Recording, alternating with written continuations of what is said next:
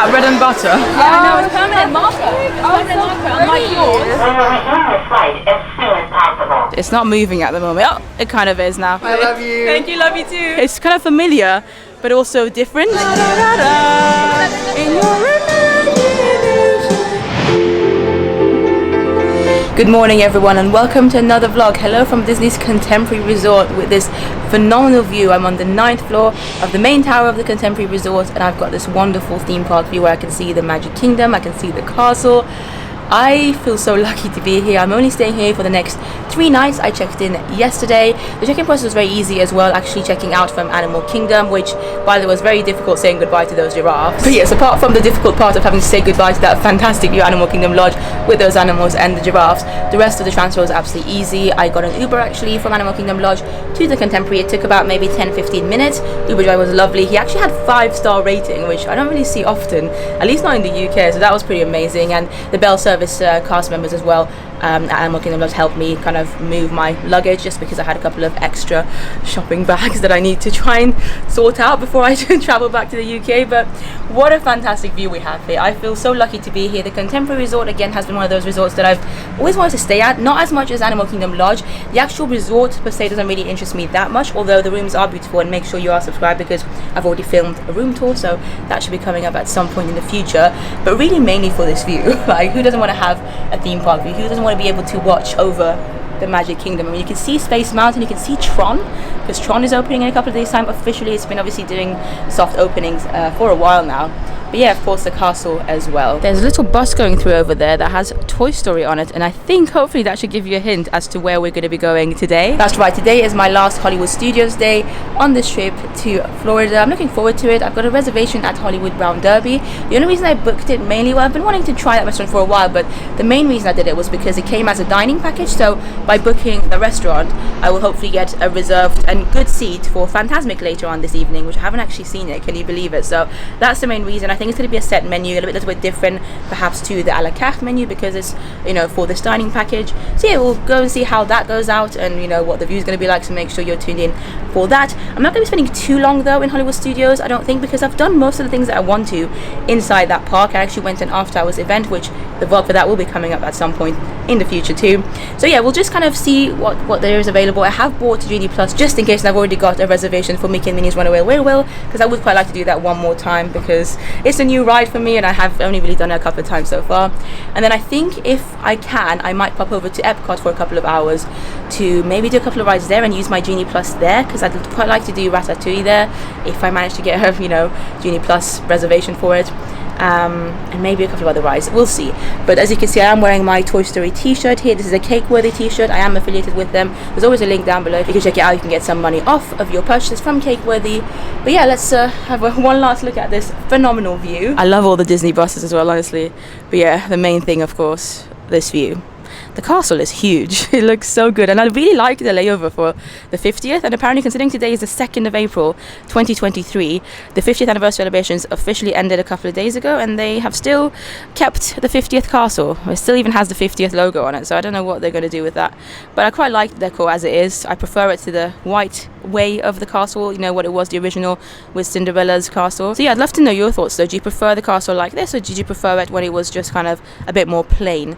You can see Thunder Mountain there as well. Look at that. Space Mountain, Tron. But yeah, with that, let's head on out and get the bus to Disney's Hollywood Studios. I love the fact that this is an incredible themed room because Hollywood Studios also has quite a lot of incredible stuff. So yeah, let's head on out. Firstly, look how cool it is. As soon as I step out of my room, I'm faced with this. Quite a lot of noise actually. You can even hear some children screaming, and that's because Chef Mickey's is literally down there. They do, I think, breakfast, maybe lunch as well, and definitely dinner. And it's a character dining experience, a buffet restaurant. You can see Mickey is actually just over there, and then some of his friends as well. I think Goofy, Pluto, etc. will be there too. But I love this lovely, lovely, beautiful artwork of Mary Blair. It's so cool. That's one of the reasons I think the Contemporary is so beautiful to me. Well, the resort itself, to be fair, is not that beautiful, but that art piece over there, I love it. I just love Mary Blair. She's awesome. Pretty quiet here today. Yesterday when I checked in, I had to wait ages just for a lift up, despite there being quite a few lifts. but I love the carpets as well. I'm just showing you a little bit of the resort as I leave today. So you can see we need to go to the first floor, lobby level, to get out and get the buses and actually wait for the sound. 1 second. How cute was that? Mickey and Minnie basically announced what floor we're on. So that was just Mickey being like, the first floor. He's so cute. Pretty beautiful day outside actually. Some clouds in the sky, which I appreciate. I'm sure the clouds will go later on though when we get closer to the afternoon time. But this apparently is the way to the bus stop. This is my first time getting a bus from the Contemporary. Oh yeah, I can see a bus there. Oh, the monorail is going past as well. What a cool shot. I really hope... Yeah, that's a Typhoon Logan one. I was going to say, I really hope that's not for Hollywood Studios because I don't want to have to run for it. Okay, it says here that Disney's Hollywood Studios bus. The next one should be here at 11:38 a.m. So in about 4 minutes time. I have to say that's pretty good timing without even realizing it. Only having to wait here 4 minutes. Not bad at all. And just like that, the bus has arrived. I'm going to Hollywood Studios. Oh, it's a Mickey one. Cute. And just like that, here we are just outside Hollywood Studios. I love how you can see the Skyliners just behind the buses as well. Such a cool view. I'm just heading on into the park now. You can also get boats, by the way, to Hollywood Studios from some of the resorts, like from the Beach Club, for instance. Last time I was at Walt Disney World, we stayed at the Beach Club and it was amazing because we had so many ways of transportation to both Hollywood Studios and Epcot. When we get inside the park, I'm going to head straight into Hollywood Brown Derby, the restaurant, because my reservation is in about 5 minutes time. I should be okay, but yeah, we're going to do some more adventures hopefully afterwards, so it's going to be food first. Yeah, it's quite an early reservation as well, 12 o'clock, which is obviously midday. Normally on days when I have a lunch reservation at Disney World, especially because the portions are big, I obviously have a very small breakfast. I only had a banana this morning when I woke up so that I can hopefully eat well at the restaurant. Have a great day. Thank you so much, thank you. But here we are, officially inside Disney's Hollywood Studios. I really like this park. There's something about being in this park that just always makes me happy. I can't even put my finger on why. I think I have really nice memories here. I mean, they have so many good shows here. Fantasmic, obviously Beauty and the Beast, The Little Mermaid, which no longer exists. But yeah, it's a lovely, lovely park. I am now heading on kind of straight because Hollywood Brown Derby is literally right next to Mickey and Minnie's Runaway Railway, which used to be the great movie ride. Look at Frozone here. So funny because we literally have him in our room at Disney's Contemporary Resort and now he's just chilling here. It's like one of the sightings where it's not a proper meet and greet, but you can still see him around. Very fun. Anyway, the Hollywood Brown Derby. This is a signature dining restaurant here at Hollywood Studios. I've heard so many good things about this restaurant, but for some reason I just haven't tried it yet. I actually had a reservation here, I think, on the last trip that I was here, but I had to cancel it for whatever reason because I wanted to prioritize something else. So yeah, I don't know why. It's just never really been one that I've been too excited about, but I am obviously very excited to try it out for the first time today. It's for lunch as well. Like I said, it's going to be the dining package that comes with Fantasmic. I really want to see Fantasmic in a good spot without having to worry about maybe not making it. That's kind of why I opted to go for this. So I don't even know what the entrance is. I'm presuming there. Let's go check in. Here is a quick look at the menu, by the way. They do a lot of American style food, obviously with it being called the Hollywood Brown Derby. I know that the Cobb salad is meant to be very, very famous and good here. But yeah, I'm gonna go. Oh, look at that. Daisy and Donald just casually walking past. Lord have mercy. They're going for their character sighting over there. I love how Daisy's got that little water thing to water some plants, but yeah, let's head in. So I've just checked in and even just the check-in area looks really cool. They've got photos of different Hollywood stars, as you can imagine. Also some like cartoon style photos, like caricatures of different stars and celebrities as well, which is cool. So yeah, I don't really know too much about the history of Hollywood Brown Derby. Please feel free to let me know in the comments down below a little bit more about it. I mean, I will probably research it a little bit myself as well. But look, even the lamp here is a hat. They've told me to just wait here and they'll call my name. Obviously, because I've got a UK number, some restaurants are okay with it and they'll just text me, but sometimes they just ask me to stay around and then shout my name instead of giving me a text. Look at this over here. It says Walt Disney Imagineer Herbert Ryman Caricatures Georgie Jessel, Hollywood Brown Derby 1938. There you go. Oh, that's me. Thank you. Oh no, it's all good. Thank you. I'm so excited about this. Pardon? You know what you're gonna get? No. Not yet. I've had a look at the menu and I'm excited, but I don't know yet. What, do you have any recommendations? Fantastic. I think I'll just go there. Thank you very much. Thank you so much. A lovely cast member just brought me to my table here and I love this table. Look at that. I'm basically overlooking the entire restaurant, which is pretty awesome. They do have a couple of like two-seater tables on this level, so if you are a couple, there's two of you coming, then you might also be sat here. They also have some booths over there. Those are also nice because again, you have a nice overview of the restaurant. But yeah, the restaurant's very cool. As you can see, again, loads of caricatures and photos around the walls here. even here, there's literally so many, too many in fact to look at. The cast member asked me if I knew already what I was gonna get, and I don't. This is one of the few restaurants, because it's a new one, and I have had a quick look at the menu a couple of times, and I'm not sure. I feel like nothing really like jumps out to me as like, oh, I definitely want to get this, but everything at the same time looks good, so we'll just have to kind of see what happens. Maybe I'll ask my server for recommendations. That's the drinks menu over here, by the way, which I'm not going to be getting any alcoholic beverages today, but they do have that.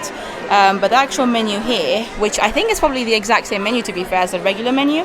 I wasn't sure if the dining package would be a bit different, but you've got the appetizers over here. The crab Louie one sounds good actually. They've got a charcuterie board, shrimp cocktail, that sounds quite good. Escargot as well. They've got here roasted bone marrow. Interesting. You can get some enhancement. Shrimp mac and cheese. Wow, that sounds delicious. And then for the entrees or main courses, as I like to call them, they've got a filet mignon, which the cast member bringing me here said that's her favorite. She would recommend that, and I might go for that actually. I do love a good steak. They've got some salmon, some chicken. The chicken is also an option. Famous Cobb salad, of course. I did say that that's definitely a classic here. Loads of people rave about it, but I don't really like bacon, so that's one of the reasons I don't necessarily think I want to try that today. Maybe one day I will try it though. Then they've got a grilled pork, again not really my thing. Tomato risotto, that's the plant-based option. Seafood, braised short rib, and then duck à l'orange. So yeah, I really have no clue what I'm going to get yet. We will see. Hopefully whatever I get will be delicious. Hi, how are you? Good, thank you. Been here before? No, it's my first time. Awesome, Yeah. awesome. Welcome in. We've got the Fantasmic Thank you Package so much. tonight, Thank you. yeah? So is this for the Fantasmic Yeah, so the Package? Fantasmic Package is going to be, the show's at 8:30 Sure, tonight. okay. You're going to want to show up around 8 o'clock. Okay. So it is an open slide. I think I'm going to go for an appetizer and an entree if that's okay. Yeah, absolutely. Do you have any questions for me at all? Yeah, do you have a preference? I feel like I don't really know what to get. Yeah, absolutely. So the most popular appetizers are going to be the crab Louie and the charcuterie board. Interesting. The crab Louie is absolutely incredible. It's a crab stack, fresh lump crab with avocado on I'll top. go for that. And you would scoop the. I'll go for Yep, that. absolutely. She's like. Because I was already thinking about it. Yeah. So I'm glad that you said it's a good one. It's Yeah, really good. It's really good. And are you allergic to anything at No. all? No. All right. Perfect. What about the entree? For the entrees, I know the most Cobb salad popular- is meant to be famous. Yeah, but I don't know if I want that today. I would, for the package, I Yeah, would skip it over okay, to a more okay. pricey Yeah. one. The filet mignon's going to be best bang for your buck. It's absolutely Is it good? incredible. It's Yeah. an 8-ounce filet. I love the chicken as well. And the braised short rib is braised for 12 All three of them hours, that so I it's really very want. fork Yeah. tender. Oh. Which one do I go between the three of them? Should I My go for personal them? recommendation is probably the chicken, but the filet is awesome too. And like these three are, you I'll can't go for the wrong with chicken. any of I'll them. go for the chicken. Yep, excellent. You got it. Is your name Erin? I am. Erin, I'm gonna trust your opinion today. You got it. Can I get you something to drink as And well? can I have some apple juice, please? And maybe some tap water. Absolutely, you got it. Thank you I so will much. Get those going. Thank you so much, and I'll be right back with those drinks and a gift Fantastic. basket. Thank for you. Thank you very much. Erin is my server for the day. She is fantastic. What an amazing first impression. We had a lovely chat just now. You would have probably heard some of it. And I literally went for what she recommended for the most part. She did actually say as well that she wouldn't recommend the Cobb salad considering it's a dining package. I don't know if you guys heard or not, but she said the Fantasmic dining package is a set price of $73. So for $73 you can get either an appetizer and a main course, or a main course and a dessert, and of course you also get your reserved seating for Fantasmic. I of course went for my appetizer and entree or main course. Not really the biggest fan of desserts generally. If I have to choose between desserts and appetizer, I normally go for appetizer / starter. And yeah, as she recommended, she really had good things to say about the crab Louie, and I love crab, so I'm looking forward to that for my appetizer. And then for the entrees, she said either the mignon, filet mignon, the chicken, or the braised short rib.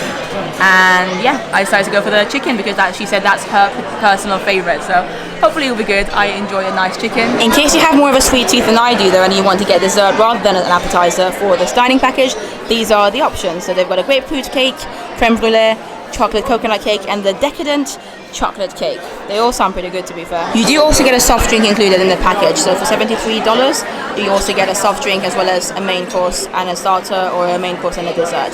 But I also went for some tap water just in case, which is of course free. Now the bread service has arrived.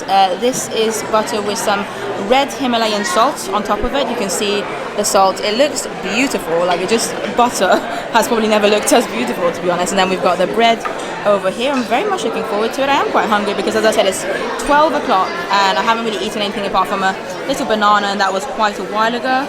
Okay, the bread rolls seem to be quite basic, but they're nice and warm. which is definitely appreciated. I'm gonna put one here so I can be ready to try it. Okay, I'm gonna have a little bit of this salted butter with red Himalayan salt. Not only is the butter amazing, but so is the bread. I really didn't have much expectations for the bread because to me it just looked quite basic. They're nice and warm and soft though, and goes so well with this beautiful red salted butter. So Lord have mercy, this is it's going to be dangerous because I'm going to probably eat all of this, and I'm going to try not to because I want to make sure I've got space for the rest of the food. But this is delicious. One of the better bread services I've had here at Walt Disney World. Definitely good. Listen, that bread and butter. Lord have mercy. I know it's probably weird to judge a restaurant, you know, purely based on the bread and butter service, but that was amazing. That was, I would say, probably one of my favorites, if not my absolute favorite bread and butter service here at Walt Disney World. I mean, Chico's is also fantastic that I recently was at. But yeah, this is just so good, so simple as well, yet so delicious. Anyway, I'm gonna enjoy my apple juice now whilst I wait for my starter. And just like that, my appetizer has arrived. This is the crab Louie. It's normally $17. It's a crispy olive bread, citrus blend, fried capers, and Louie sauce. So yeah, it looks very good, nicely presented as well. Well, firstly, the portion size is pretty big.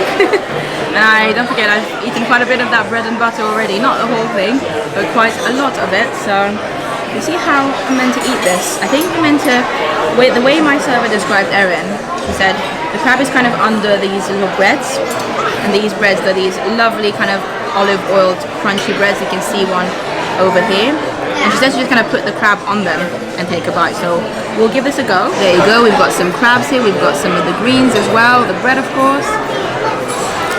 The crab is lovely. The bread itself, again, very, very nice. I love the fact that it's got, I think, some kind of maybe olives inside. I'm not quite sure. But yeah, nice combination. I'm not necessarily, oh, there's some avocado in there as well. Lordy, I was going to say, I tasted quite a bit of avocado in the crab. So actually, there's some avocado on top of the layer of crab, which makes the flavor even more interesting in my opinion. I love avocado, so this is fantastic. Yeah, this is something different as well. I wouldn't normally go for an appetizer like this, but I wanted to try something that's unique to this restaurant. And of course, when my waiter, the server, said this is her favorite, I thought, why not? And just like that, my main course has arrived. The service is actually quite quick, I would say. So for my main course, I went for the free-range chicken coq au vin.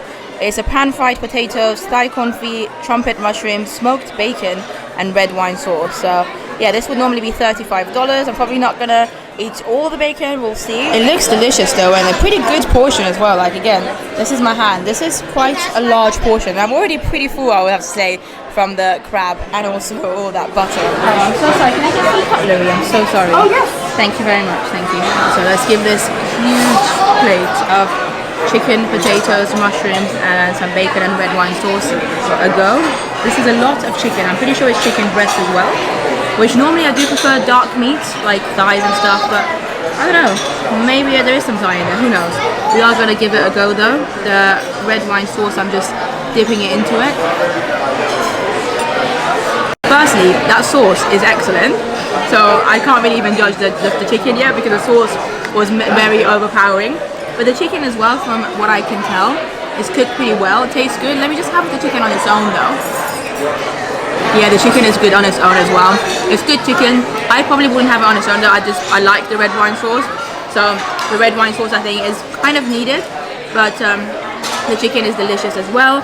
Let's have some of the potatoes very quickly too. There you go. Delicious potatoes. Love them. Really, really good. And then we've got some carrots on the plate too. There you go. Wow, carrots are also good. I wasn't expecting them to be. You know, carrots normally are quite bland in my opinion. These ones are lovely. And then the bacon is just like little slices of bacon like this. So it's easy to avoid if you don't want to eat it. And there's not a lot of them either, to be fair. I think it's just to kind of add some flavor and crunch to the whole meal. I am gonna try it on its own first.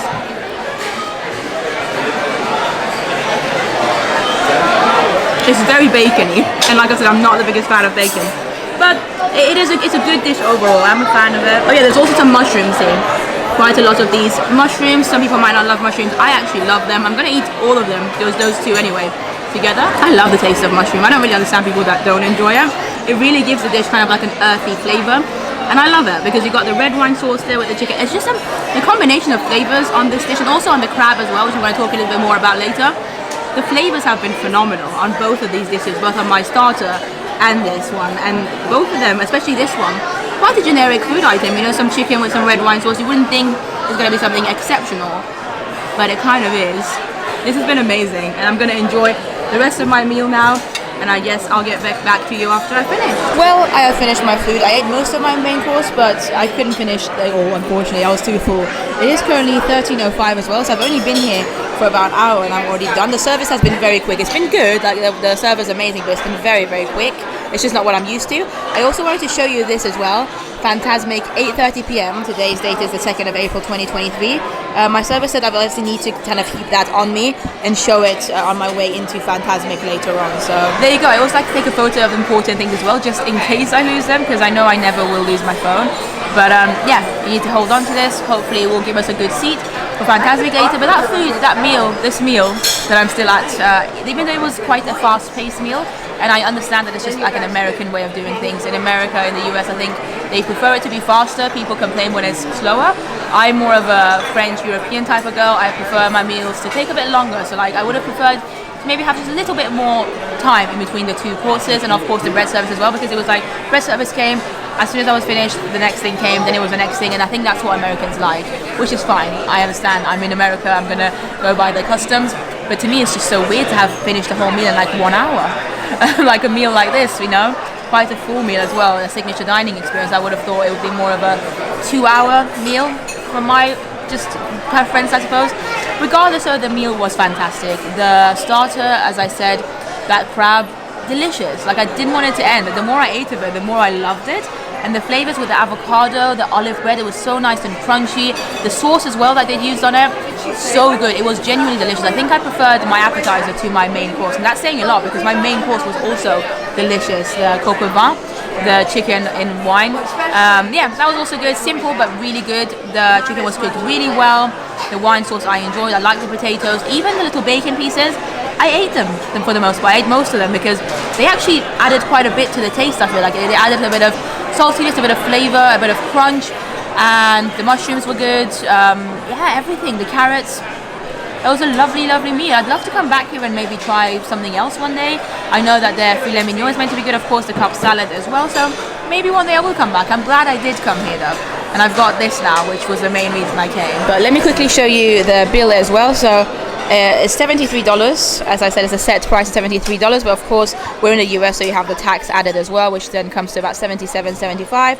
My server was fantastic, so I'm going to tip quite a lot, but this is the recommended tipping as well, either $10 or $12.20. So there you go. Well, we have left the Brown Derby now, and yeah, the meal was good. I enjoyed it.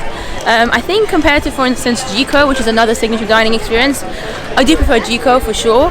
This one was really good though, and I would come again, as I said, but I think I'm going to make my way towards Toy Story Land now. Oh, look at Ariel. You can see her peek through. That show has been closed, unfortunately, since the pandemic, and I don't know if it will ever come back, which does make me quite sad, but Toy Story Land, it's not that way, it's that way. Honestly, I have so many funny memories here at the Voyage of the Little Mermaid show.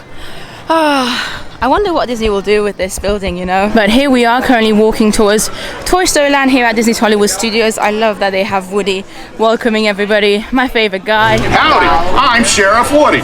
On behalf of Buzz, Jessie, Rex, Slinky, and all my toy friends, welcome to the backyard. Okay, well, we're in Toy Story Land, arguably the hottest part of Disney's Hollywood Studios. It genuinely suddenly starts to feel hotter as soon as you step into this land. You've got Slinky Dog Dash coming through. I love that roller coaster. It's incredibly popular though. I had a look, and even with Genie Plus, like I can't get anything. Apparently all the Genie Plus have gone already. So that's alright though, because I did manage to do it during the after hours event that I attended a couple of days ago. This is the Roundup Rodeo restaurant. It's a table service barbecue restaurant that has recently opened, I believe on the 23rd of March.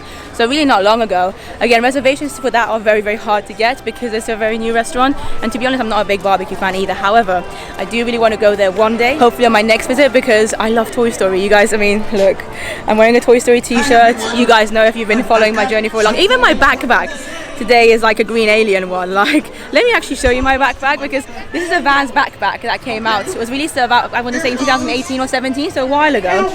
And I even have a hand gel that I got actually from Walt Disney World, hopefully you can see it over here, is also a green alien hand gel, hand sanitizer. So I'm very much Toy Story vibe today, apart from my hat, which is also Vans, just not Toy Story. And from what I hear, the inside of the Roundup Rodeo barbecue restaurant is beautiful, like very Toy Story themed, and I love that. So I really want to go and try it for that reason alone. But like I said, I wasn't able to get a reservation on this trip. Hopefully on my next one. But yeah, I think I'm gonna head over to where Woody is meeting, because I really want to meet him, especially now that I'm wearing my Toy Story t-shirt. I'm not sure how long his line is gonna be, or if he's gonna be with Jessie or with both people on his own. Looks like he is meeting with Jessie over here, and this is the line. Lord have mercy. I just asked the cast member how long the wait line was for Woody and Jessie. Obviously I'm mainly here for Woody. Is this the end of the line? Fantastic, thank you. He said about an hour, but I'm going to do it anyway. There are a few things and attractions and characters that I would wait an hour for. Woody is one of them. I haven't actually properly met Woody. Well, I did meet him in California. I was about to say I haven't met him with his like new facelift, if you know what I mean. But I did meet him very briefly in California. I just wasn't wearing my t-shirt, and I just really want a photo with him in my Toy Story gear. I know that might be sad, but I'm a Disney adult. What can you do? I'm going to wait an hour for him. I'm going to time it to see if it ends up being exactly an hour or a bit shorter, let's hope, because currently it's 1:45 p.m. I have just started the timer here, and yeah, I guess we'll see how it goes. Hopefully it'll be closer to like 45 minutes. I would love that. I have taken this opportunity to reapply some sun cream on my arms and legs as well, and face obviously, because it is extremely hot and I'm going to be here for a while. 20 minutes later. Hello Jessie, how are you doing? First have a good one. Woo! Yeah, I'm all over Toy Story today. Oh, I love it! You Buzz! Yeah, Buzz! Yeah, I love it. He's so cool. You like my backpack as well, really? With all the aliens. Oh, the backpack! Yes! It's so fun. Yeah, I know, it's permanent marker. Permanent marker, unlike yours. I know, right? It's crazy. You like I've got some on my arm as well, yeah.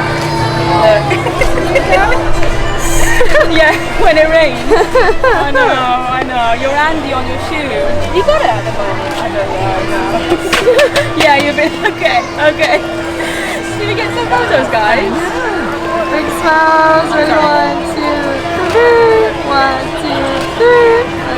1, 2, 3. Alright, and right over here. That's it, that's the video. But they can say hi to the camera. Everybody. Oh, look at how handsome. There you go. They're all in your video. There we go. I love you guys, honestly. So cool. Alright, awesome. Thank you so much. Thanks, Jessie. Bye-bye. Thank you very much. Thank you. Thank you. Firstly, guys, that meet with Woody and Jessie was only about 35 minutes of a wait time, not an hour, which I'm so happy about, although it definitely did feel longer just because of the heat here. I feel like Toy Story Land, most people are either miserable or happy if they're on a ride, so it is definitely very hot. You can tell like people are just like dying. Literally people around me as I was in the queue were like begging their partners, whoever was with them, to like get them some cold ice water. It was that hot. But that meet was phenomenal. Also shout out to the cast member who filmed it, Bob, her name was. She was really lovely. But yeah, it was worth it. I'm so happy. Like, Woody is just my bae, and I just like that character meet over there. Last time I met them there as well. Last time I think it was Woody and Bo Peep, if I'm not mistaken. But yeah, every time I've met them in that location, the queue might be quite long, but I think it's worth it because they do take their time with you, especially if you kind of try to converse with them. I mean, some people literally just go and get a photo and they're done, but I think the characters themselves prefer it if you have some kind of interaction with them. Let them lead the way if you're not sure. But like for instance, Woody was like all about my tattoos. He did it last time as well, about like obviously how it's permanent marker and it doesn't come off, whereas his Andy and Bonnie comes off easily. Jessie was cute as well. They just look so cute in their new faces, let's say. They've had a bit of they've slept well, both of them. So their faces look a bit more fresh. But yeah, I'm gonna actually be leaving Toy Story Land now because currently the time is 2:30. I do have Genie Plus reservation for Mickey and Minnie's Runaway way well in about an hour's time. I don't know if I'm going to stay for it or not. I kind of want to do it one more time before I leave, and I really want to make sure I get to Epcot as well. I've been looking at Genie Pluses though, and Lord have mercy, like, I don't understand. Genie Plus I don't think is actually worth it for Epcot. Obviously I mainly got it for here, but then I thought I would also be able to do some stuff in Epcot. No, and this has been the case the past few days as well, that I've kind of just had a look, because in Epcot there are 3 like more important rides such as Ratatouille, Frozen and Test Track. They just all go.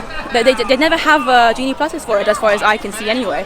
I'm guessing they all go straight away in the morning, and especially if you're park hopping like I am, then you can't really use your Genie Plus for them. I'm going to keep refreshing though, but as of yet unfortunately I haven't been able to get myself a Genie Plus for Remy's Ratatouille, which is what I was hoping to do. So that's why I'm hoping to maybe go to Epcot a bit earlier, so that even if I have to queue for Ratatouille, because I just really want to do it, even though we have it in Paris, I just want to see how different it is, because so many people are telling me, oh, it's better in Orlando, and I don't get it, because apparently it's meant to be the exact same ride. So I want to see that whole area, and I've also got a friend who works there as a cast member, so maybe she'll be around as well, so it'd be good to say hi to her. So yeah, I might wait around for Mickey and Minnie's, we'll see. But I think for now I'm going to get myself a Nom Nom Cookie from here, the market, which is kind of at the top of Toy Story Land. So if you're coming from Toy Story Land here, there's a little stand here. I think it also does some coffees. There's also an actual Joffrey's stand right next to it as well. And this area is basically nothing these days in Hollywood Studios. This is where Toy Story characters used to meet before Toy Story Land opened, and then they have some restrooms here as well. But yeah, I've never had a Nom Nom Cookie. I nearly got one in California's Adventure when I was there. Unfortunately it was closed, it was rainy, I can't remember, for whatever reason I didn't manage to get it there. So hopefully it's gonna taste as good as, again, it sounds. I've heard good things about it. Before I go and grab my Nom Nom Cookie though, I want to give a shout out to Steven, a cast member here who I believe is a VIP tour guide. He was in Hollywood Studios and he heard my voice and he came up to me and said, oh my god, are you the girl who does Disneyland Paris vlogs? He said he was in Disneyland Paris, I believe, a week or so ago, and he had a great time, and yeah, it was amazing. We had a cute little conversation. Yeah, kind of made my day. But let's go and get a cookie now. It is a very hot day. So thank you so much. Enjoy. Thank you very much. So, just tasted the Nom Nom Cookie, and there'll be a full review of it coming in my snacks video that's coming up at the end of this series, but it's not my favorite. It's not bad, and it's definitely big enough to like share in a family of, have I got some chocolate here now? Yeah, if you're a family of 4, you can easily share this as a sweet snack. But it's a lot drier than I expected it to be. Like, look, this is hard. I expected it to be soft for some reason, but it's very much hard. It is hot though, they heat it up for you, which makes the chocolate kind of melty, which is nice.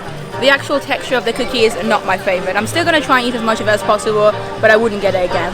Well, whilst I wait for my Mickey and Minnie's Runaway Railway Genie Plus time to come up in about half an hour's time, I thought I would go in there, Walt Disney Presents, because you can actually meet Sulley in there as well. It's a nice walk-through attraction on its own. That's obviously doesn't have any queued wait times or anything, but you can also meet Sulley at the end of it. And apparently the cast member said the wait time for Sulley is only about 20-25 minutes. So, believe it or not, I've actually got a Monsters Inc. t-shirt in my backpack. So in a second you're going to see me leave my current Toy Story outfit and I'll be in a Monsters Inc. one. So there you go, I am now in my Monsters Inc. Sulley t-shirt. Of course there are other characters from Monsters Inc. on my t-shirt as well. I love these cake-worthy t-shirts. Like I said, I am affiliated with them, so there's always a link in the description of my videos if you want to check it out. You can get some money off, I think 10% off of your purchases. They've got other types of t-shirts and stuff on cake-worthy as well. It's not just these kind of all over very extra t-shirts. You can find something else that you might like that's Disney. Anyway, this is where you can meet Sulley as Walt Disney Presents. I really enjoy the attraction on its own as well, so I'm going to show you some of it before we meet Sulley. There you go. This attraction is more or less dedicated to Walt Disney himself, of course, and kind of how everything came to be, from the origin of Mickey and then all the theme parks as well. There you go, there's a photo of Walt with Epcot, his beloved project actually. I think he was very passionate about Epcot. I'm not sure what he would think of the Epcot of today. Personally, I feel like his vision for Epcot was very different to what has now become of Epcot. But I'd love to hear your thoughts. There you go, you get to learn a bit about Walt Disney's past and history, growing up in small town America, 1906, early inspirations, and here we've got a maquette of Main Street USA for Disneyland, 1954, a year before it officially opened to the public, and I love it. Like I said, I love this attraction. I feel like it's very underrated, and because it's a walkthrough as well, you can always just hop in and enjoy some facts and history about Walt Disney himself without having to wait in line or anything. Walt's Railway Dreams, 1917. The Disney brothers over here, of course, Roy and Walt. Here we've got some information about Steamboat Willie, the very first Mickey cartoon over here. A new Hollywood star is born, 1928. Honestly, you could spend easily an hour in here reading all the facts and looking at all the details as well. Look at that. They're drawing Mickey up there. Old school Mickey too. It's like an old school phone. Let's see what it says here. Early animation table, 1928. The first 3 Mickey Mouse cartoons, Plain Crazy, The Galloping Gotcha, and Steamboat Willie, were all created on animation tables similar to this reproduction. That is so cool to know. And honestly, I feel like most people just walk through this area without really paying too much attention to everything that there is to see. I guess it is mainly for adults. Perhaps for children it might not be quite as exciting, especially for little ones. But I feel like if you're above the age of 7 or 8 and you have any kind of interest in the Walt Disney Company and its history, then this could be an amazing attraction for you to spend some time in. Look at that, Symphony of Color, Disney's 1932 Symphony, Silly Symphony's Flowers. There's actually a lounge fly of that at the moment as well on sale. But yeah, we've got another replica of something here, Travel Trunk. This trunk accompanied Walt. Oh wow, this might be the actual, is this the real one? That's so cool. It says the trunk accompanied Walt and Lily and Disney on numerous overseas voyages. That is awesome. And we've got a desk here, including a mouse car statue from 1940. And then some more statues, flowers and trees sketch down there. You can see Walt's studio desk. Honestly, I adore this attraction. I fell in love with it the first time I stepped into it in 2015. And even though I've obviously read through all of this on basically all my visits, I still learn something new every time I come, and I'm still amazed by all this history behind the Disney parks that we all love today. We have some information about Seven Dwarfs here. Snow White, of course, The Art of Animation, the very first feature-length Disney movie that came out.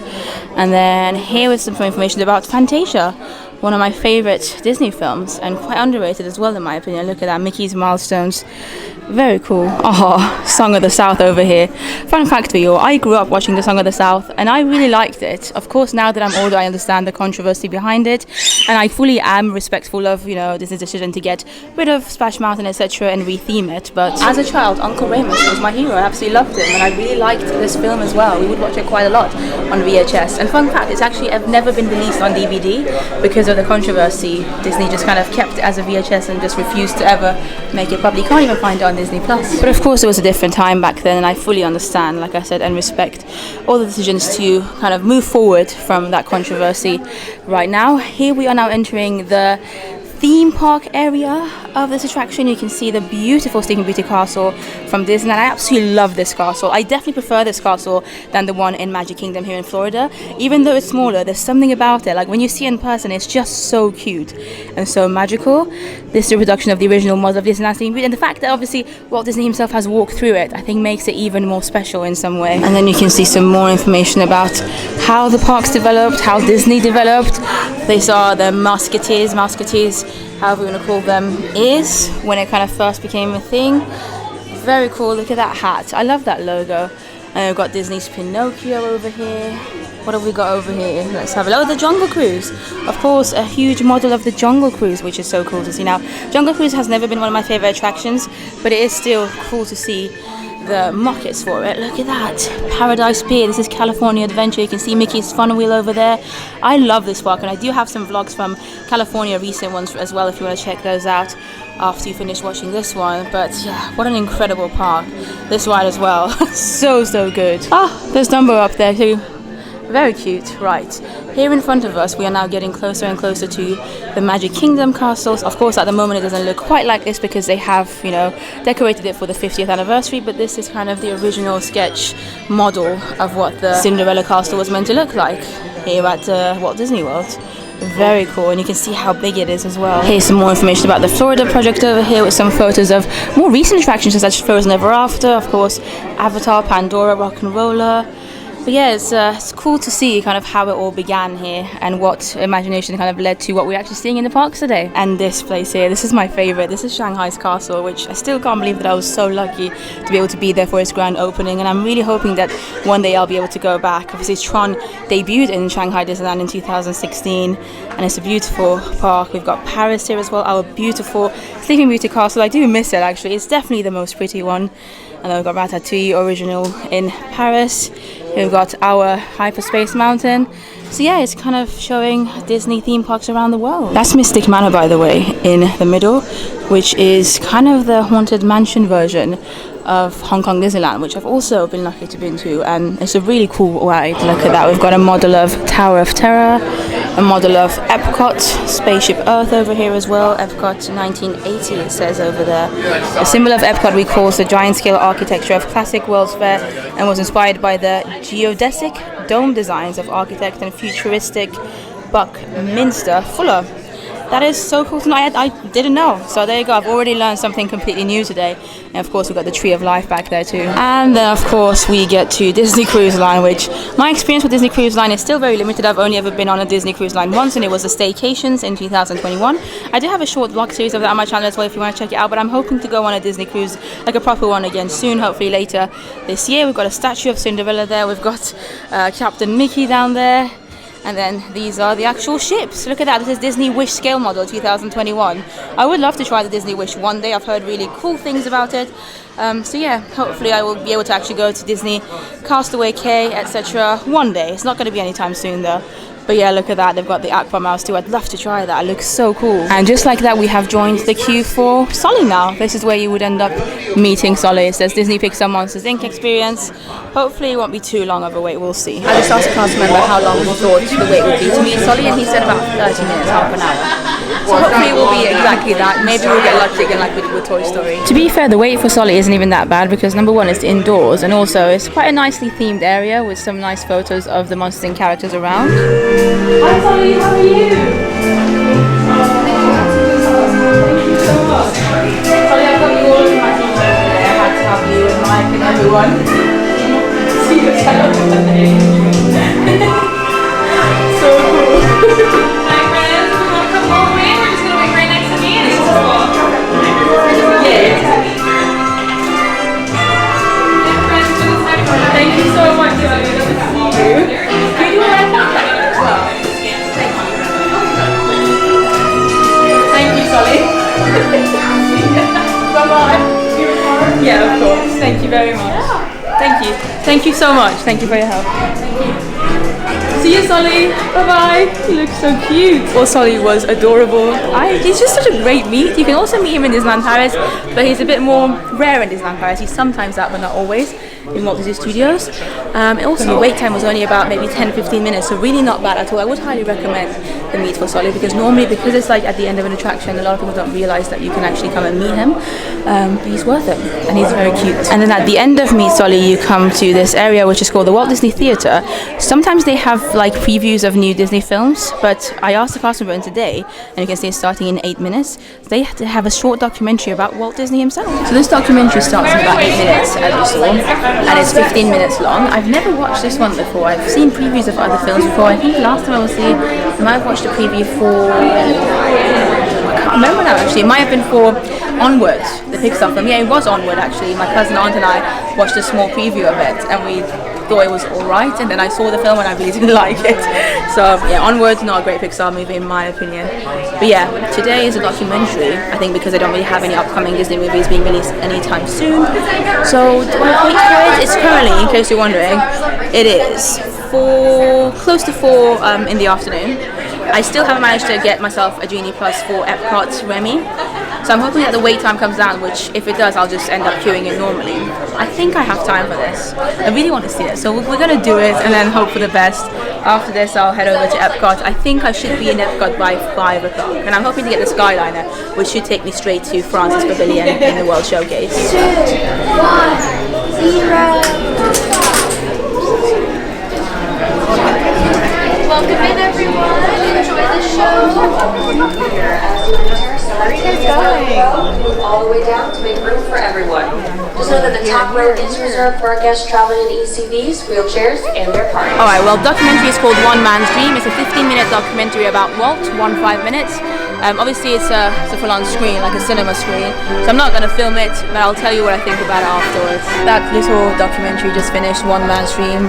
That was so good. It kind of got me a bit emotional, and I even got goosebumps throughout it. It's so cool to see how everything that we know and love about Disney all started, you know, with one man's dream, with one man's imagination, with Walt Disney and what he wanted to do. It's very cool. The majority of it is actually narrated by Walt Disney himself as well, so it's cool to kind of hear him talk about his projects and his inspirations and his dreams himself. And then the footage they have going on as well, you get to see some of like Snow White when that was first released, and you know, the beginnings of the Disney company as well with Oswald, etc. I would highly recommend seeing that if you can. One man's dream, really good. I have now come out to the Star Wars launch bay, I believe it's called. I think you can meet Darth Vader here and a couple of other characters here. You can also meet Chewbacca and BB-8. My aunt and cousin and I met them all last time we were here. I'm not the biggest Star Wars fan, so gonna skip that today. Oh, there's Pluto. You can see Pluto walking past. Guessing Pluto, there's a little meet and greet over there as well. And then some Disney Junior characters, I think like Vampirina and Doc McStuffins, is that her name? I don't watch Disney Juniors, obviously I'm not of that age. But yeah, you can meet some of those characters here, and also there's a dance party in there, which from what I know is not quite as good as the Dream Factory Disney Junior show in Disneyland Paris. So there you go. The Incredibles are going through. Hello, how are you? You look amazing. I think they're doing a little sighting meet and greet type thing. Like, I guess where Frozen was earlier. But with that, I am going to head out of Hollywood Studios for a little bit. Hopefully the journey is going to be nice and smooth from here to Epcot. I mean, it's not too far, Epcot, so I think we should be okay. Current time is about 4:40 p.m.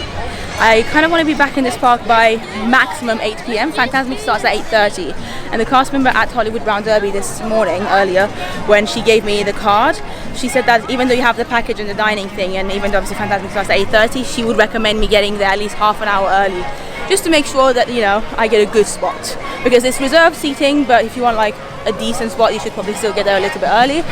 So yeah, it's goodbye to Hollywood Studios for a little bit. We'll be back here later on this evening for Fantasmic. Also, I forgot to let you know that I actually changed my Mickey and Minnie's Runaway Genie Plus to a bit later in the evening, just because I knew I wanted to go to Epcot first. So hopefully we should still be able to go on that. And I also want to show you these balloons that they've got going on, because the 50th anniversary of Walt Disney World has now officially ended. Now they're selling 100 years of Disney balloons. Suddenly Disney's 50 years older. Well, there you go. We've just left Hollywood Studios. That's the entrance of Disney's Hollywood Studios, and there's already signs here taking us to Disney Skyliner. I think we need to go that way. We obviously saw it earlier this morning as well, so we kind of know where it is. And here we have it over here. That's the station, Disney Skyliner, and I think the journey from here to Epcot really shouldn't be too long. I'm guessing about 10-15 minutes maximum. Here are the Skyliner hours, and of course the Skyliner can also take you to some of the resorts here at Walt Disney World. I checked with the cast member about how long the journey is going to take from here to Epcot, and she said 22 minutes, which I thought was very precise. Also, she was so lovely. She said she loved my accent as soon as I literally asked her a question. I asked her a question and she was like, I love your accent, by the way, and then she answered my question. But yeah, we hopefully should be in Epcot in roughly 22 minutes. Thank you so much. Thank you. Here we are heading in.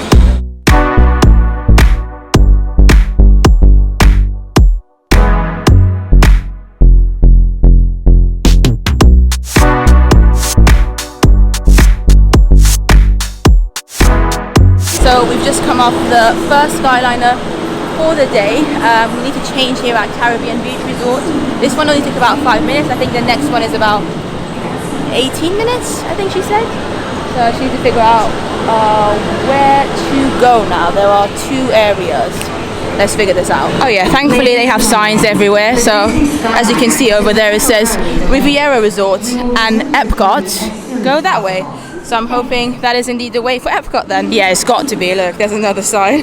Very, very clearly signed here. I love it. Also, Riviera Resort, I was there a few days ago. I went to Topolino's Terrace for breakfast. So if you want to check that out, make sure you subscribe, because there'll be a full video of that coming along after this vlog series ends. Well, I'm now in my second Skyliner for the day. I've put my bag there because it's actually just me this time around. I've got this whole cabin to myself. Look at that Anna and Elsa one on the other side. It does feel a little luxurious, I should say, having my own Skyliner to myself. I love it. I guess it makes sense. When it's a bit busier or when there's too many people waiting, and of course they're going to try and cram in as many people as possible. I think there is a limit of 8 or 10 people. Then you say, oh, we're going up, we're going up.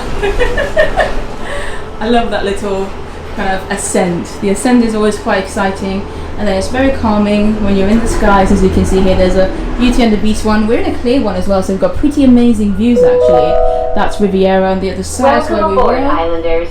You are on the Disney Skyliner at Disney's Caribbean Beach Resort. Look at that. We're flying to Disney's Riviera Resort with continuing flights to Epcot. Amazing. Also, my hair is doing all sorts of Hold on to your straw hat. Hold on to your straw hat. We are about to enter the heart of the Caribbean.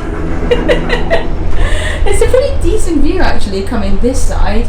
I'm still not the biggest fan of Riviera as a resort. I just don't think it looks that pretty and that Disney. But Topolino's Terrace was amazing. We are now sailing over Disney's Caribbean Beach Resort. Please remain seated until the doors automatically open. Thank you Okay, for flying. that was a short journey again. I think we're stopping by at Riviera in case anybody wants to get on. And I think the next stop hopefully should be Epcot. And oh my god, that's another cute one over there. Look, Snow White and the Monsters Inc. one, Sulley. And I'm wearing Sulley today too as well. Very cute. Cast members do a truly awesome job, by the way. I just had a cast member come and check to make sure that I'm actually going to Epcot, because otherwise obviously I'd have to get off here. So even if you're not very good with directions, if it's your first time or if you're a bit lost, then there's always cast members around to ask for help. But one of my favorite things about being on the Skyliner is actually checking out the different Skyliner cabins and seeing all the different cartoons on them.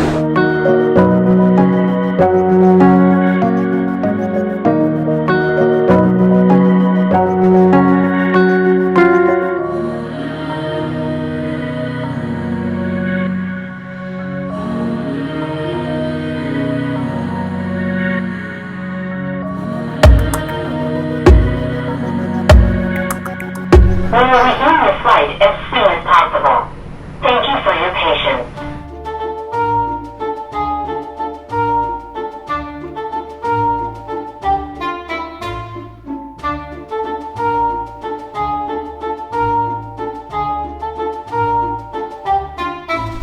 What is that one? If you are planning to Ralph visit World breaks it Showcase in. today, now might be a good time to practice your holas, ni haos, and konnichiwas. When you arrive at each nation's pavilion, cultural hosts will be waiting to greet you in their native language, helping make your visit to Epcot a truly international exchange. Well, Lord have all the mercy, that second part of the Skyline journey was quite stressful actually. We stopped about 2 or 3 times. I don't know why. There was this announcement saying, oh, we thank you for your understanding. Unfortunately, we have to stop you for a while. And it was fine, like I didn't mind it stopping.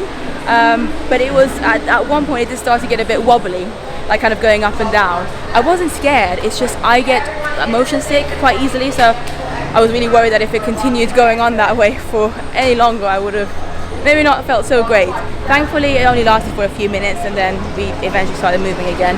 But that's something that can happen with the Skyliner for various reasons, which is why it's actually definitely not my favorite way of transport. I definitely prefer buses and monorails. I think they're the most reliable ones, weirdly, because the Skyliner is fun, and I would definitely recommend you maybe going on it at least once if you're coming to Walt Disney World. It's nice to just check it out, see what it's like, see those lovely views. But I wouldn't necessarily say it's the best way to transport from one place to another, because you might get delayed a lot because it can stop. It might just be annoying, it might give you motion sickness. So just try it out once, especially if you're a motion sickness person like I am. But there is the Skyliner station over here that we just got off from, and here is the entrance, International Gateway, that would take you right to World Showcase. Hello, how are you? I'm marvelous. How are you? Yeah, good, thank you. A bit hot. Oh, it is so warm. It's just so warm, isn't it? Let's hope it works. Oh no! That doesn't make for a good video, I know. No, I know, it's so Let's sad. try it again. Should we try again? It's been doing this quite a few times though. Let's just do it one more time. There we go. Oh, lovely. Have a great day. Thank you very much. Thank you. And we are officially into Epcot. How wonderful. And there's 2 topiaries that I haven't seen yet, because I've not actually ventured out to this area of Epcot on this trip. Beautiful for the Flower and Garden Festival. Of course, it's Mickey and Minnie, and this festival is lasting until the 4th of July, I believe, so quite a few months left of it. Let me quickly tell you a fun story that just happened a couple of minutes ago. So a child of about maybe 7, 8, 9 years of age came up to me, and he asked me if I was vlogging, and I was like, yeah, I am vlogging. And then he said, are you meeting anyone today? And I was like, what do you mean? Like, did he mean any characters? Like, I just didn't understand the question. And he was like, are you meeting Tim Tracker by any chance? And I was like, no, sorry, I'm not meeting Tim Tracker, but I do enjoy his videos. And then he left. I don't know, it was just so interesting. I guess obviously Tim Tracker, probably the biggest Disney YouTuber here, especially when it comes to Florida stuff.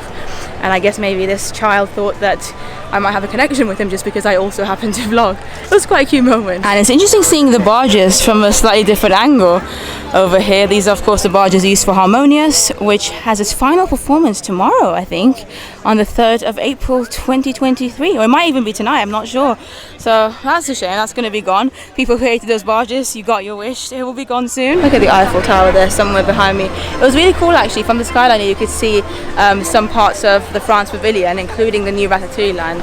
So I've actually seen the ride now from above, but I haven't been on it yet, annoyingly, here yet. and I don't know if I will be able to because it's 120 minutes at the moment and I can't get a lightning lane for it, so we'll see. I'm gonna go and check it out though at least, and maybe say hi to my friend if she's around. This is the UK pavilion, in case you're wondering. It's just so funny to me, obviously living in the UK and seeing this. They have all these like pubs, a telephone booth you can take a photo with if you wish to. Of course, the Rose and Crown, which is their sit-down restaurant here. They do also have a quick service, but yeah, it's kind of meant to be more like a medieval, old school Britain rather than the current UK. It is a funny mix to see it all together. And look how cute these topiaries are. We've got Winnie the Pooh over here, we've got Rabbit, and then on the other side we've got Tigger, Piglet and Eeyore. They're adorable. And I love how they've got a Shakespeare garden over here. They're very cute, as well as loads of plants. I'm guessing they're all here for the Flower and Garden Festival. They look beautiful, and there's people taking photos with the red iconic telephone booths. Oh, Britain. And there's a cute Tink topiary here as well at the entrance of the UK pavilion. I love it because it's literally small as well compared to some of the other ones. She looks pretty cute actually. Shout out to my friend Rebecca, she loves Tink. Anyway, only a fleeting visit to the UK pavilion because my main priority today is the France Pavilion. You can see the Eiffel Tower there. I really just want to check out the new Ratatouille land area here and see what it's like compared to the one in France. And then hopefully, fingers crossed, also get on Ratatouille. Even though I know it's the same ride as the one in Paris, I want to see it for myself to see why some people say that it's better here, because it just doesn't make any sense to me. It's meant to be the exact same replica. Look how cute this area, France's Pavilion, looks, by the way, with the Eiffel Tower in the background, and they've got the topiaries as well. There's Belle and the Beast. And on my right hand side here we've got Lumiere and Cogsworth, I should say. I love them. They look so cool. France has always been a very popular pavilion here at Epcot, even before the introduction of Ratatouille. Everyone seems to just love it. It's always very crowded as well. And I just spotted one of those beasts. I think it's for the scavenger hunt, so there you go. That's a hint for you. If you end up coming to Epcot in the next few months and want to do the scavenger hunt, at least you know where the one in France is. It's right behind the topiaries. Also, look what I just spotted behind Cogsworth back. Can you see it? Yep, that is indeed a lizard. It's not moving at the moment. Oh, it kind of is now. Lord have mercy, they're everywhere. Oh my god, I just noticed Cogsworth's actual clock thing goes back and forth as well. Look at how clever is that? Whoa, absolutely amazing. Here's a closer look at Belle and the Beast as well. These topiaries have been around for the Flower and Garden Festival for a while now. I remember seeing them a few years ago as well, but they are still very pretty nonetheless. This booth in France, Fleur et de Lys, is incredibly popular, and I'm pretty sure it's like a regular booth as well. I don't think it's specific for the Flower and Garden Festival. It smells delicious. I can genuinely smell like the smell of these croissants right now just walking past it. You can see they've got a tart chocolat as well over there, some beignets, but the croissants, they smell delicious. Of course, France is also home to Chef de France, which is their table service restaurant here. My friend Eddie and I dined there in 2018 and it was really good. I did enjoy it. However, Eddie was here last year and he went back to Chef de France and he said it wasn't quite as good as it was a few years ago. So I actually had a reservation there because I really enjoyed it that first time round, but after what Eddie said, I thought, don't really need to go there again. Not to say I'll never go back to Le Chef de France. Obviously I did enjoy it that first time round. It's just there were so many other restaurants to try at Walt Disney World that I thought let's not prioritize it on this trip, especially because it's been getting pretty negative reviews anyway from most people actually. And also my other thinking is that I obviously go to France and Paris a lot anyway, and they have so many phenomenal restaurants similar to Le Chef de France literally in Paris, so I don't really need to go there when I'm all the way here in Orlando. But I'm now slowly but surely heading towards the Ratatouille area of the French Pavilion. This new area was only built a couple of years ago. It wasn't open last time I was here. You couldn't actually go this way, and now you can. It's pretty cool. So this is how it connects to the rest of the France Pavilion. You've got Ratatouille there, and I believe now we're officially inside the Place de Remy, except it's not called that, it's just called Ratatouille Land here. So far, it feels a little smaller than I expected it to be from vlogs and whatnot that I've watched. But I think in actual fact, it probably is a little bit bigger than the area in Paris. Yeah, look at that. It goes down deep quite a bit, and I think that's where the ride is. You can already see some Ratatouille merchandise all around us. And then I think, yeah, that's the La Crêperie de France or Paris. This is a new crepe shop. That's like a table service. You can also, I think, get takeout if you wish to. But, okay. Yeah, we have the ride there in front of us. This is cool. I like it. It's kind of familiar, but also different. I don't know what it is, but already I feel like it doesn't quite have that charm that the one in France does. Maybe it's because the one in France, in Walt Disney Studios, actually is located in France, so when you come to this area, it feels very authentic. But in terms of decor, in terms of what they've done with it, it's literally more or less the same. It's just laid out a little bit differently. They're even playing the same Ratatouille music roughly to what they play in France. Oh, I miss Disneyland Paris. You can see how familiar this area looks. Basically have the same fountain as we do in Disneyland Paris. I love it. This area is just so cool because it reminds me of Paris. And unfortunately, Remy's Ratatouille Adventure is currently at a 70-minute standby wait, which is just a little too long for me. I don't want to risk not getting into Fantasmic. I would get in line if I didn't have Fantasmic. Obviously, like I said, I really want to make sure I'm back at Hollywood Studios for Fantasmic. So maybe we'll have to do this tomorrow morning. But unfortunately, they don't have a single rider queue here. That's definitely one negative. In Paris, you can go on a single rider queue here for Remy's. And it's so weird to see the exit of the ride. Whoa, the sun is so bright. But yeah, they don't have Chez Remy here, which I think is a shame because Chez Remy is so cute. It's such a cute restaurant. Even if you don't dine it, it's just nice to kind of have the right exit to that restaurant. But yeah, we're gonna have to hopefully do that tomorrow. I'm still gonna keep an eye on it. If it drops to like half an hour or even 45 minutes, I'll get on it. But I think 75 is just a bit too risky, unfortunately. To be honest, you can see most of the area for Ratatouille Land here in Florida is just like the queue line for the attraction. You've got this centerpiece here, you've got the ride, and then that's kind of it. Of course, you have the creperie on that side as well, but it doesn't look as open in terms of its space as the one in Paris. There's even a photo pass person taking photos in front of their ride. Maybe I'm biased, and I think I probably am, but I definitely think the original version in Walt Disney Studios Park in Paris looks much better than the one here. But that's just my bias. Also, I'm wearing my 30th anniversary. I've had so many compliments on them, kind of representing Disneyland Paris with my ears today, seeing as we are in France at the moment. Let's have a quick look at some of the merchandise they sell here at Ratatouille Land. So they have these cute like necklaces. I think they light up. Yeah, cheese glow necklace it says. These are very fun. Very American, like you don't really get these in the Disneyland Paris, but yeah, these are fun. Of course, they've got the ears. I really hope Disneyland Paris does the same version, but maybe instead of saying Remy's Ratatouille Adventure, it can have the French name on it. That would be cool. I'd love that. And then they've got loads and loads of Remy plushes over here, which are very cute. I love it. Look at his face. Oh, he looks adorable. But yeah, just like that, we are now exiting Ratatouille Land. Listen, this area is gorgeous. I have to give it to them. Like, it's gorgeous and it kind of blends in quite well with the rest of the French Pavilion. It's just I have my preferences, and for me Paris will always be the best. Seeing as we're in the French Pavilion though, I'm gonna go and see this Beauty and the Beast sing-along show. The next one is coming in 5 minutes. Hello, bonjour. Yeah, I've never done this before, so I thought, why not? I know your channel. You do actually? Yeah. No way. I think I've seen one of your videos. Hi! Make sure to subscribe and like. Thank you. You're amazing. You're amazing. I love you. Thank you. Love you too. May I have your attention, please, my friends? Welcome to the Palais du Cinéma. You're here to see the Beauty and the Beast sing along. Woo! Look how cool this is, by the way, guys. In the waiting area, they've got some costumes from different films. Angelina Jolie over there, of course, from Sleeping Beauty is Maleficent. That's her actual costume. That's amazing. And you've got Beauty and the Beast. Whoa, this is amazing. Oh my god, this is from the live action version of Beauty and the Beast. Oh wow, these are stunning. Why have I never come here before? I don't know. This is already impressive. Like, I'm already happy that I've been here. I've not even actually seen the sing-along yet. There's even one about the Phantom of the Opera, one of my favorite musicals. Look at that. You've got the Phantom mask, some of the costumes. That is amazing. Right, let's head on in. Also, I love that because I'm in the French Pavilion, like some of the cast members here just recognize me because some of them had worked in Disneyland Paris before. Very, very cool. But yeah, we're in the theatre now. Obviously, I'm not going to be filming it because it is, I'm pretty sure, like some kind of screen thing. It's a sing-along. So I'll speak to you afterwards. I'll let you know what it's like. Ready to sing? Yeah. Perfect. I'm now very proud to present you Beauty and the Beast Sing Along. Okay, that was cute. I mean, I wouldn't necessarily come back myself again, but I feel like it's very cute for children. It's literally a sing-along. You sing through the songs from The Beauty and the Beast. There is some kind of narration going on as well. It's actually narrated by Angela Lansbury, which is really cute. So it's kind of like shortened, the story is shortened into like a 15-minute segment with some songs in it. It is cute. I feel like I said, children would absolutely love it, and I enjoyed it as well. I'm glad I did it. But the cast member who recognized me, I didn't get his name actually, he actually said that from 7 p.m. onwards, this then changes to Impressions of France, which he said he thinks I'd probably enjoy more than this Beauty and the Beast sing-along.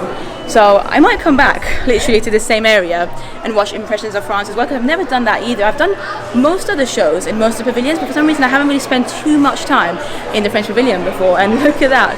we're at a shop now. Let's have a look at some merch. This is so funny. They're selling French flags over here. Lots of generic French merch. Oh, look at that. There's Mickey in a French outfit. Bonjour Paris. This is actually quite cute. I've never seen this before. They don't sell this in Disneyland Paris. It's very much for Epcot, I would imagine. But yeah, he's got baguettes in his hand. Can you get any more French? You've got this one here, Epcot World Showcase. A cap with a French flag. They used to sell these in Paris, Disneyland Paris, a while ago, or something similar to these Eiffel Towers, but this one is obviously for the Epcot World Showcase, and it has Stitch on top. I love that they've got Stitch there, because clearly they know that Disneyland Paris fans love Stitch. Stitch is huge in Disneyland Paris, so it's funny that, yeah, the one Eiffel Tower character they have favorite. It's not Mickey or Minnie, it's in fact Stitch. Oh, this is cute. They're selling this little Christmas ornament of the Eiffel Tower with Mickey and Minnie underneath. That's cute. They should really sell these in Paris as well, I feel like. This one's lovely too. Look at that. Pluto, Mickey and Minnie on a bike. What's this? A magnet. Paris Epcot. Oh my god, they have so much merch. But I'm not seeing anything from Disneyland Paris, like any merchandise range from Disneyland Paris. Like, I was expecting for some reason to maybe find these ears that I'm wearing. Obviously, because the 30th anniversary of Disneyland Paris has recently happened, I thought maybe they'd be selling some of the 30th stuff here, but they're not. They do have this though, which made me laugh. It literally just says, J'adore Mickey on it. Obviously, I love Mickey. It's just, it's very much catered to an American audience, or people who obviously haven't been to France or maybe dream of going to France and so just want something very French to get from Epcot. And I think that's the case with all the pavilions actually here at Epcot's World Showcase. I mean, look at that. Oh, it's Mickey with the croissant in his hand. It's a plush. That's the price for him. Okay, it's $34.99. That's quite dear, I would say, actually. But yeah, he is cute. And the only ears I found in this shop are these ones, which are actually quite nice. Oh, they're very... I see. Initially, I was like, why are they so plasticky and like hard? Are they meant to be some kind of macarons? The ears. Oh my god, again, they're going so French with this. It's hilarious. It says Bon Appetit on one side. I can't deal with these. They're so funny. These are $35. And yeah, I think they're meant to be macarons. I feel like it'd probably be quite heavy to wear, to be fair, maybe. I don't know. And you've got the Eiffel Tower in the middle. I can't deal with these. They're so funny. Well, I'm back inside this cinema where I watched Beauty and the Beast earlier. Now I'm going to watch Impressions of France. Apparently it's quite an old attraction, but I'm interested to see it. I miss France. I love France. I literally just spent about 20 minutes speaking to some of the French cast members, including Ilias. Ilias was the lovely cast member who recognized me earlier. He's actually friends with Emmanuel, who I know, who worked at Ratatouille, so it kind of all just full circle. It all came in full circle, and it just... I love French cast members, and look at that. Look, there's a Mickey without a nose. Anyway, it's so lovely chatting to French cast members, kind of getting a little bit of a piece of France and Disneyland Paris back here in Florida. So yeah, we're gonna go and check this out. I think it starts about 5 minutes. And there you go, the doors have officially opened. Tell them not to open up the gates. I know that's the wrong movie, but there you are. Hello, we are now back here. Obviously, I'm not going to film it again, but I'll let you know what it's like at the end of it. We are back at the entrance of International Gateway here. You can see the Skyliner here and the boat. I'm actually going to be getting a boat now to get back to Hollywood Studios, because I asked the cast member and he said, but the boat will definitely get me to Hollywood Studios quicker than the Skyliner. The Skyliner, of course, runs the risk of getting stuck again as well. So yeah, let's try a boat this time. I didn't get to watch Impressions of France, by the way, in the end, because I had a look at my watch and I didn't want to run the risk of not making Fantasmic. I think I just spent too long chatting to those lovely French cast members. Big shout out to them, especially Ilias. I had a great time. It was lovely chatting to them, but obviously it meant that I forgot about the time. I'll have to watch that another time. It's okay, I don't think it's going anywhere.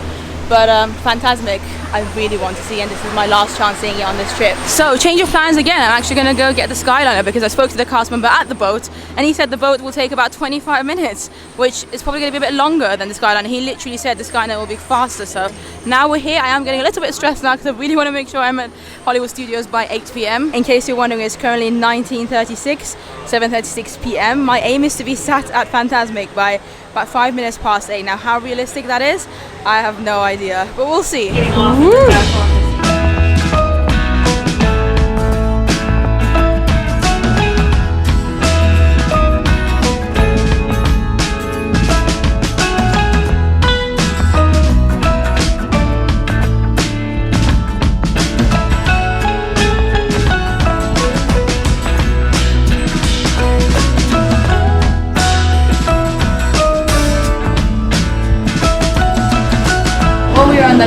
leg of the Skyliner journey here. Hopefully this one shouldn't take more than 5-6 minutes. Still got about 10 minutes to go until 8. I need to be at Hollywood Studios by 8 so I can actually get to Fantasmic by 8. So yeah, again, I've got it all to myself though. They seem to sometimes like mix and match. Sometimes they give you one to yourself. Sometimes they put a couple of parties in together. Like I said, it probably just depends on how busy it is. But yeah, it has been an amazing, adventurous day. Time flies when you're having fun. Welcome aboard the Disney Skyliner at Disney's Caribbean Beach Resort.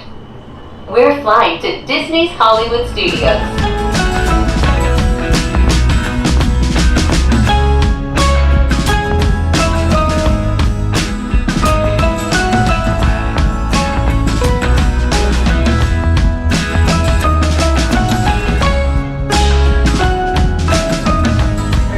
Hello.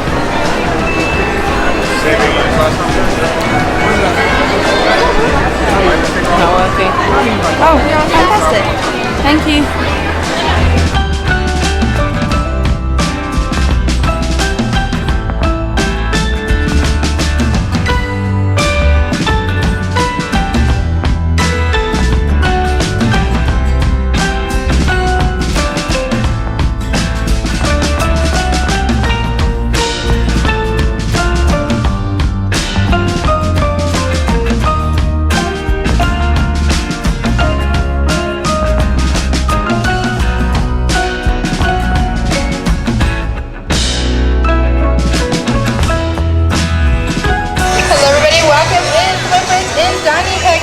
And here we are. It is currently about 10 minutes past 8 and I am in my seat. Look at this fantastic view, by the way, as well. I'm in row F, so actually quite close to the water. I might get wet, we'll see. The first few rows definitely get wet. I'm not sure about the row I'm in though.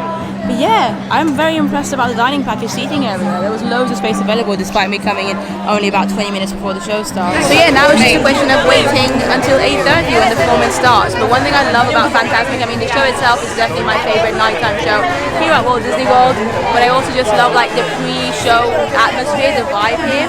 And because it's a Sunday night as well, there are loads of teenagers here, lots of school spring break people, so you can already hear some cheers, etc. It should be an amazing evening. But yes, these are the crowds. It's a huge seating area, and I love that they actually have seats here rather than in California where you have to kind of find your own space. But yeah, pretty big space. This is the view. Honestly, can't wait for the show. I've heard amazing things about the new changes as well.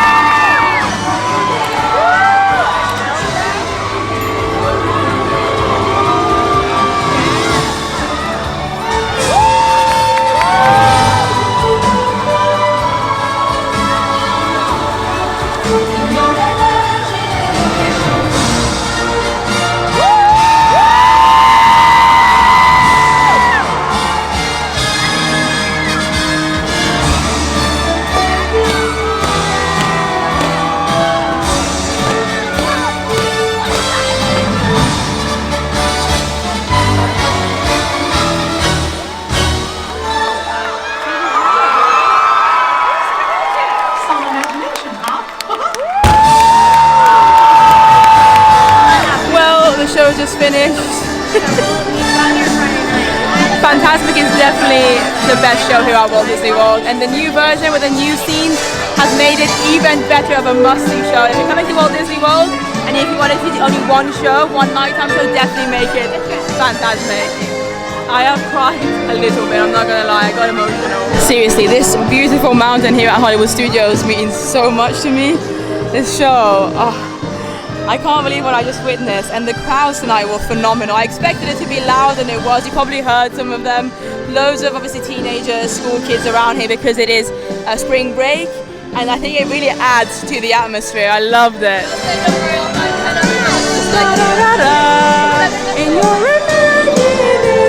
Anyway, you can see the crowd slowly but surely making their way out. There is actually an after-hours event here at Hollywood Studios tonight, starting from 9:30, I believe, until 12:30. I did an after-hours event here a couple of nights ago, so if you want to check that out, like I said earlier, make sure to subscribe because that specific video will come out at the end of this whole series. I managed to go on most of the rides, including Rise of the Resistance. So if you want to see my reactions to Rise of the Resistance for the first time, it's going to be in the Hollywood Studios after-hours event. But for now, we've got Fantasmic. Honestly, this show is like miles above any other show here at Walt Disney World. If I didn't love Disney Dreams in Disneyland Paris so much, I would say this is my number one, but I still think Disney Dreams of, Disney Dreams in Disneyland Paris, the original, is slightly above this one. I just love that a bit more because it means a bit more to me, but I think this is technically probably a better show. There's just so much going on, like water, fireworks, characters, so many characters, projections. I got quite wet actually, even though I was only like in row G, so I wasn't too close. You do still get a little wet. Obviously, if you're in the first few rows, you're going to get quite wet, just so be aware. This show, again, if you're coming to Disney World and if you only have one evening to see one nighttime show, definitely make it be Fantasmic. I loved all the new extra scenes as well. The Pocahontas scenes, so they've taken away Colors of the Wind and like John Smith, which is fine. Instead, they'd added a little bit more of like projections with her. And it was so fun, like, and lively hearing everybody's screams as soon as any fun character came. Moana was in there, people cheered for her when Frozen came, Elsa. The cheers were insane. That really was like, one of the reasons I love the show so much, obviously the show itself is phenomenal, but the atmosphere really adds to it. Like, I can't explain, you have to be here, the pre-show, the post-show, and if you happen to be here on a weekend, or when there's loads of school children here, like people that are gonna scream along, it's gonna make it even better, so. I'm so glad I got to see it. Wow, just wow. But yeah, I was sat in the Jafar section if I'm not mistaken in terms of like areas. Like I said, it's the big theatre. So I think that's where the dining package seating area, reserved area was in. I've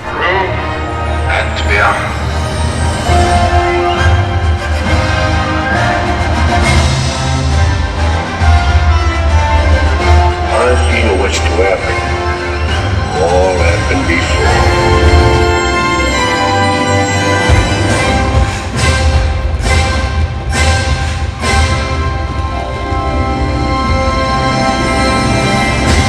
That was called Disney Movie Night or something like that, a projection show happening on the Chinese theatre. We invite you to experience the magic, action, and excitement of the wonderful world of animation. Oh my god, I'd love to see that. Okay. In just 10 minutes. So as you can see on my app here, my Mickey and Minnie's Runaway Railway attraction Genie Plus is until 21:30. It's currently 21:21. This animation show is starting in about 9 minutes. I'm hoping I can hopefully go on the ride just before the show starts and then come back. It's going to be very strange to be in this ride whilst this projection is going on around it. That would be cool. The lightning lane queue doesn't look too bad. Hopefully it'll be alright. Let me just scan it. Hello. Thank you very much. Thank you. Oh my god, there is quite a lot of people here to be fair. Lord have mercy. Wanna make it happen. Let's take a ride and spend the day in the countryside. Oh, hiya, folks. Want to take a ride on the train? Excuse me, you lady. Louie? Do you mind helping these good people into the cartoon while I fix this here locomotive? I don't know, Goofy. I'm kind of tired. I want to go home. Thanks. Be back in a jiffy. I'll pick you all up. I love that. Well, here we are, row number 7, which I think will be the front row of the train. Can't wait. Here we go. I think the bit that I'm most excited about is the dance section with Daisy. Let's dance with her one last time.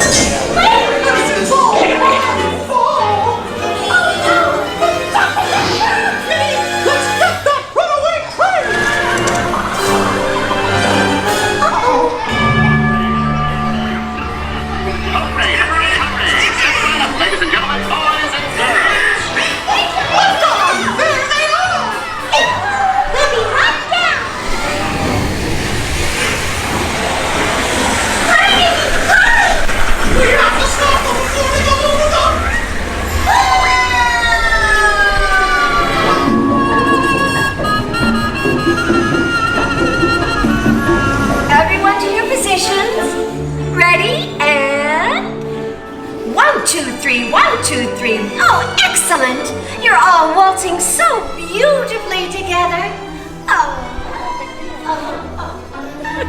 Now, let's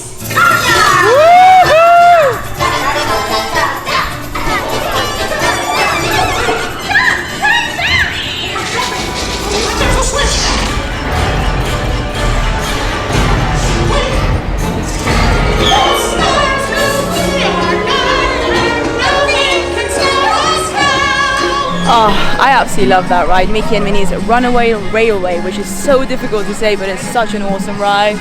I'm glad I got to do it again. I've done this 3 times now whilst I've been here. I think it's the ride I've done the most, but obviously it's a new ride. I hadn't done it before and I've been waiting to do it for quite a while now.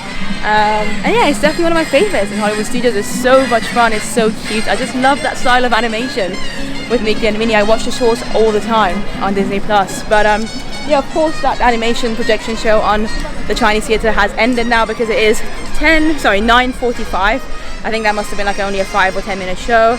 I kind of knew when I entered the lightning lane for Mickey and Minnie's that I probably wouldn't make the lightning show, Lighten, whatever show it was, animation show, but I made the choice to do Mickey and Minnie's again because, like I said, I really enjoy it and I don't know when I'll be back to Walt Disney World, but I know that hopefully when I do come back I'll be able to watch something, whether it's this animation show or something else.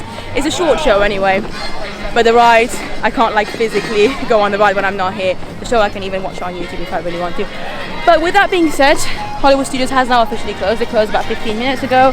It's obviously open for the after hours event. I'm gonna get some water, maybe a banana, if I can find a banana somewhere, because I'm still quite full obviously from the meal that I had at Brown Derby, and we had a couple of snacks as well. So I don't need dinner at all. I just want something small and preferably not too unhealthy before I sleep. So yeah, I will see you guys. Well, actually, let's say a goodbye to Hollywood Studios because this is our last time in Hollywood Studios this trip. Goodbye to Hollywood Studios. I'll see you guys at the hotel. Well, I am back in my room at Disney's Contemporary Resort. Got Edna Mo just chilling there here with me on this cushion. Very, very cute. If you want a full room tour of this resort, make sure you're subscribed. It will be coming at some point after I finish the vlog series. I'm very tired, you can probably hear it in my voice, but it was a very, very good day. I really enjoyed it. The bus journey back as well from Hollywood Studios was lovely, probably took about 15 minutes. Interestingly, the bus also stops at Wilderness Lodge, so I guess on the way back Disney's Contemporary Resort and Wilderness Lodge share a bus, maybe because they're two smaller resorts. I don't know, because on the way to the park this morning we didn't, stop at Wilderness Lodge unless they'd already picked up Wilderness Lodge people. Maybe that's the case actually. I don't know. They're very close to each other, so it kind of makes sense. Didn't make much of a problem whatsoever anyway. It stopped there first and then put us here at the Contemporary. It is currently 20 minutes past midnight. That's why I'm genuinely very tired, and I'm really hoping to wake up early tomorrow because I really want to get myself, hopefully if I manage to, a virtual queue for Guardians at Epcot, because it's my last chance to do it. It's going to be my last morning at Epcot tomorrow, because then the following day I want to spend mainly in Magic Kingdom. So really hoping that works out. I need to get up at like 6:30 for that. I don't need to actually get out of my hotel until a bit later, depending on what I get in terms of virtual queues. But anyway, that's all tomorrow. This vlog has been very long, so sorry. On the way back from the Hollywood Studios, actually whilst I was on the bus, I decided to mobile order from the Contempo Cafe, which is the quick service option here at Disney's Contemporary Resort. It's not a very exciting, quick service restaurant. It has all your basic stuff like burgers, chicken nuggets, etc. Genuinely not that special compared to the Mara at Animal Kingdom Lodge, which I was at earlier in the week. Oh, sorry, I just heard something. It's fine. But yeah, I wanted to just get some bottles of water and something, like I was hoping for like fruit, but they didn't really have anything that I fancied. I really wanted a piece of banana, and it's interesting because at the Mara, or at least at the shop in Animal Kingdom Lodge, they had bananas everywhere, so I would get them a lot and stock them up in my fridge. I love bananas, but yeah, they didn't really have anything. But I wanted to just kind of get something, you know what I mean? Like I don't actually want to eat it. I haven't eaten it. I've got them all here. I got 2 croissants. I only got one. I paid for one. I only wanted one. And then when I got there, this lovely cast member was like, you can have 2 because why not? And I was like, okay. So she gave me one for free. Sure. I've got 2 croissants now. Like I said, I don't even really plan on eating them tonight or anything. I wanted to have something in the room. I would have liked to have a banana, but oh well. But because that wasn't available, I thought let's just get something small snack, and croissants on that menu were like the only thing that appealed to me. I didn't really want anything heavy. I didn't want a burger or anything like that. And I actually tried their Caesar salad, chicken Caesar salad, last night, which you will see in my contemporary resort tour, and it was really good. You know, the salad was good, but again, I didn't really fancy salad either. I just wanted to have something in the room just in case. Let me know if you guys feel me with this, but sometimes when I'm staying in a hotel, in fact quite often, I like to just know that I have the option to eat something small if I want to, like even though I'm definitely not hungry at the moment, and like I said, I probably won't touch these croissants until tomorrow at some point. It's just the fact that I know I have something in the room.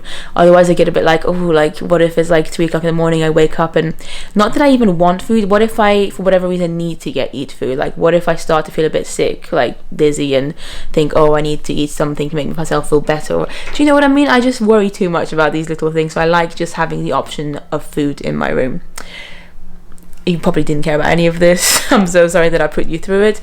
Thank you so much for watching today's vlog. It was a long one. We only literally went on 1 ride, but it didn't matter because we met some characters. We ate at the Brown Derby. We watched Fantasmic, which I absolutely loved. I got to speak to some amazing French cast members at the France Pavilion. It's been great. I've really enjoyed it. Like, I have absolutely loved this trip, actually. Doing things the way I want, exactly. Taking things a little bit slower, but also still managing to basically do everything I want. Like, I've got 2 more full days left here at Walt Disney World, and there really aren't too many more things that I want to do. I've done most of the rides I want to do, met most of the characters I want to meet, you know, eaten at most of the places I want to eat at. So, really, Guardian at this moment in time is the only thing that I really want to do. And it was really funny, I was sat next to a solo traveler, an American solo traveler from New Jersey, actually, a lovely lady from New Jersey, at Fantasmic. She was right next to me, and we ended up chatting a little bit before the show started. She started the conversation with me. She was like, oh, are you a solo traveler? I was like, yes. And she said, so is she. And she gave me some tips on how to get this Guardian virtual queue. She told me to get on the app at 6:58 precisely, as that's 2 minutes before the line starts to open, and then constantly refresh. And she was just like, once it comes, just like keep pressing the buttons, no matter what you see, just keep pressing, never leave the app, and never stop to read what you're about to press, just go for it. So I'm prepared. I mean, if we don't manage to do it in the morning, there is also a second chance, I think at 1 p.m. they open it up again, but we'll see. I also have Steakhouse 71 booked for breakfast tomorrow, so we'll see. I don't even know if I'm going to be able to make this breakfast thing reservation at, I think it's at 8:55, because if I manage to get this Guardians virtual queue and suddenly they're like, oh, you need to come to Epcot straight away, then I'm going to have to cancel this. I just don't know. It's a bit stressful. I don't like it. But we will see. Make sure you're tuned in and subscribe to the channel with notification bells on so you don't miss out the next episode the next day, tomorrow, for me. Thank you for putting up with me for so long. It means a lot to me. I know that I tend to ramble and my hair is just like a lioness. And fun fact for you, I do have a lioness on my arm. I'm rambling so much. And you know why I've got a lioness on my arm? Because I'm a Leo. My star sign is Leo. Just in case you didn't know. What's your star sign? Let me know. Guys, I'm delirious. I'll see you in the next one. Bye bye.